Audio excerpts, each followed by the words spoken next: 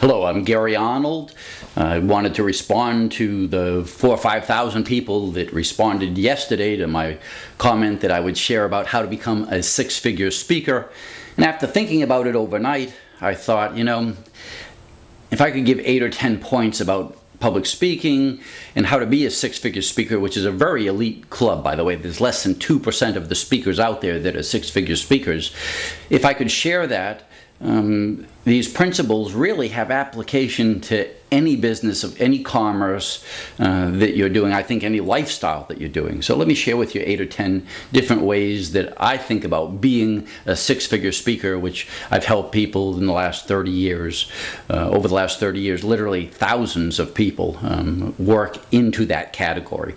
So the very first thing is to think of yourself as a brand. Think of yourself, I don't care if you work for another company or you don't work for another company, think of yourself as being self-employed.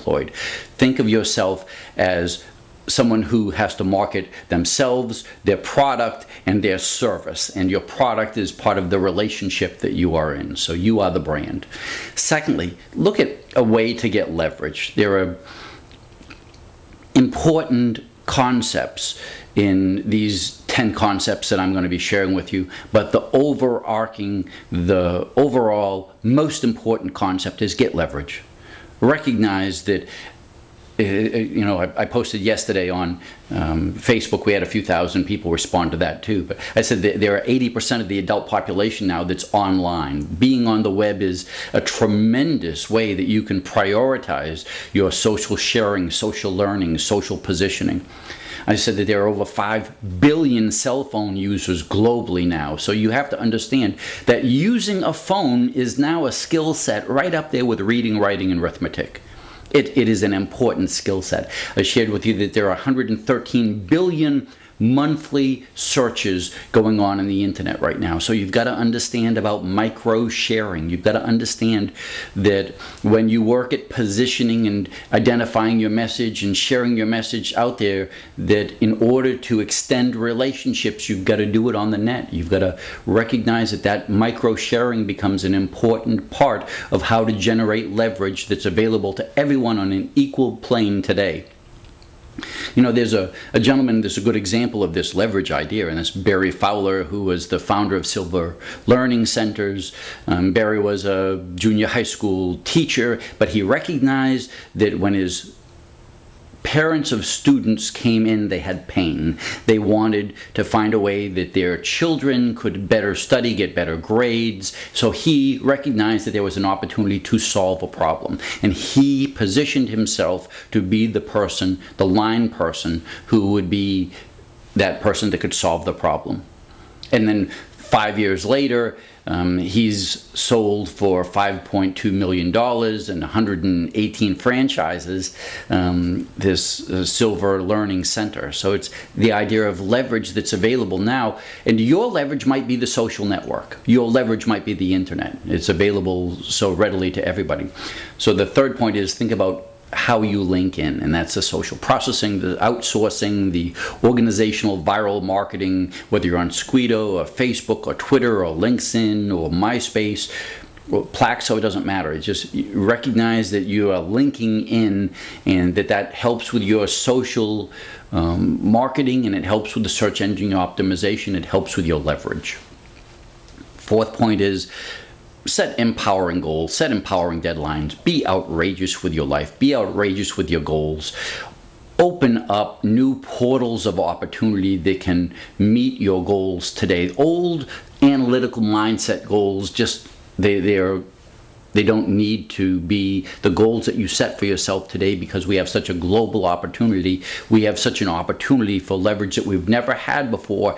Set empowering goals. And then work at finding ways that you can overcome the limits to accomplish that goal. Fifth point is be persistent, and that's a real important part about being a six-figure speaker, is that you've consistently got to get your message out.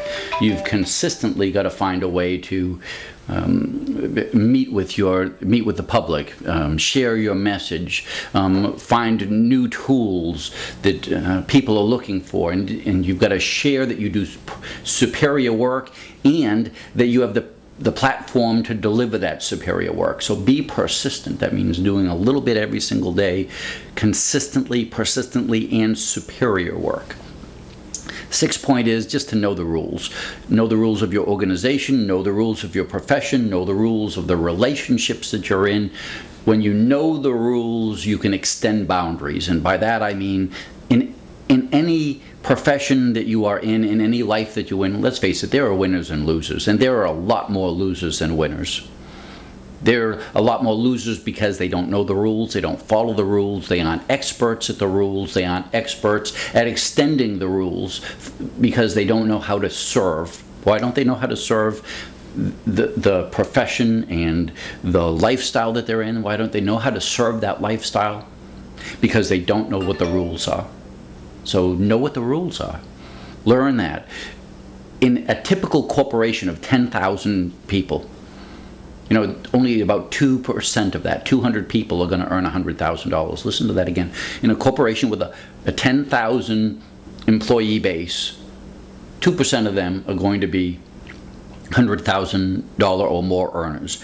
In the public speaking realm, it's the same thing. It's 2% of the speakers earn $100,000 or more. It's a rare opportunity. It's a rare person who excels at knowing the rules, extending their services. 7th point is be customer-centric. Recognize that for you to provide a service, there has to be a need there to fulfill. If you provide a service that there is no customer-centric need, then you could have the greatest service in the world. If there's no need for it, it's a waste of time. The 8th point is to stay off the couch. Get your butt off the couch because couches ruin lifestyle goals. Couches ruin income opportunities. So get your butt off the couch. If you're a couch potato, then go find another video because you aren't in my client base and you aren't in the 6-figure speaker platform. The people that are looking at this are the people that make continuous improvement. They've set goals.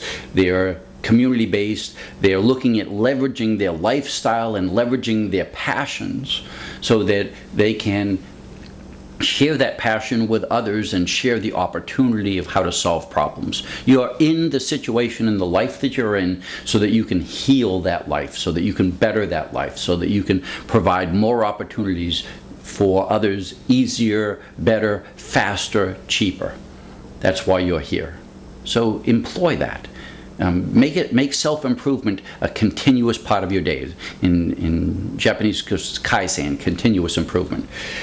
Which brings me to the 9th point about continuous improvement is just to chunk it small. Keep the chunk small. Just do something every single day persistently. If you're going to write a book, write 2 pages a day. If you're going to be out there speaking every single day, work on half of a talk, work on a 20-minute profile, work on a marketing piece.